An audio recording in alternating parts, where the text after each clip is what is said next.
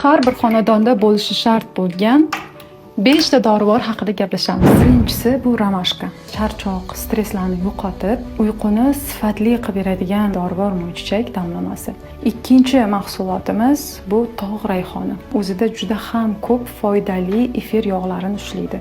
Bu nima uchun kerak? Bosh og'riganda sitramon yoki boshqa bir kimyoviy tarkibga ega bo'lgan tabletkalarni emas, aynan tog' rayhoni solingan damlamani bir chashka ichganimizda o'sha siz ichadigan sitramondan ko'ra tezroq bosh og'rig'ini qoldiradi. Uchinchisi esa bu arpa badyon urug'lari. Kuni bilan biz og'ir ovqat yeb qo'ysak, kechga tomon hazmimiz qiynalib, damlashdan kuchli og'irlik his qilayotgan bo'lsak, aynan bu damlama ovqatdan 20 minut o'tib ichilganda bir dona urug'i sizda organizmingizni yengillashtirib beradi, hazmni tezlashtiradi va ortiqcha damlani organizmdan chiqarib yuboradi. To'rtinchisi, men juda ham ko'p gapiraman, bu timyan.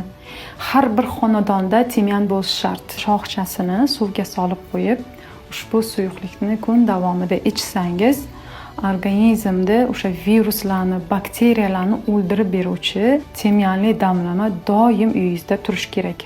Timyan solingan suv tirik suv hisoblanadi. Beshinchimiz bu lavanda. Bizani o'sha kimyoviy ishlatadigan osvejitellarimiz o'rnini foydali holatda bosib beradi. O'sha kanserogenlik, kimyoviy tarkibga ega bo'lgan osvejitellar aslida juda ko'p kasalliklarni rivojlantiradi. Xonadonimizni tabiiy ravishda xushbo'ylantirib, bakteriyalardan o'ldirib beruvchi mahsulot bu lavanda. Bu 5 ta dorivorlar tez tibbiy yordam hisoblanadi.